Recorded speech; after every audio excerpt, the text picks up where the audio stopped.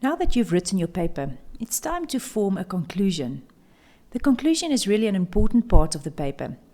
Many readers read the title and then they go on to read the abstract and then they page straight to the conclusion to see how did the authors themselves interpret the findings or conclude on this entire study. When writing the conclusion, it's time to zoom out and provide a bird's eye view of the paper and its implications. Here, I recommend that you take a blank piece of paper and write down the key points that you would like to include in your conclusion.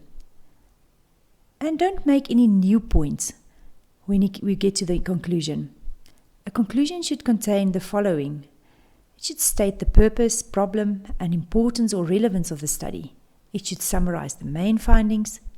It should state the need for future research or for a change in policy or practice. Let us look at a few examples.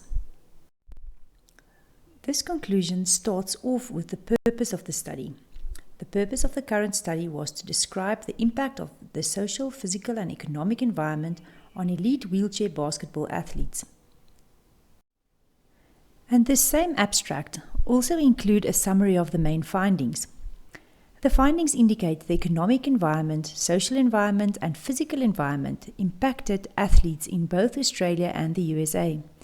The USA setting had all facilities closely located on a single university campus, while some athletes in the Australian case were required to travel long distances to training.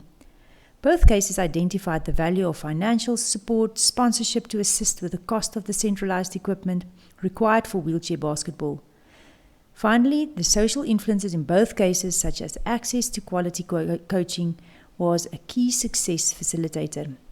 Based on the findings of the study, the physical activity for people with disability model is useful when analyzing parasport environments. What a lovely summary.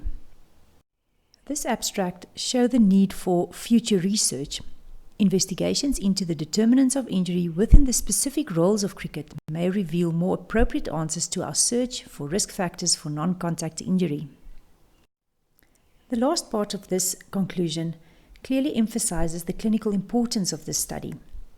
The personal and occupational benefits clearly outlined by participants reinforces the clinical importance of providing ECS to those with high cervical spinal cord injuries. Now that you have a good idea what a conclusion entails, go out there and go and form your conclusion.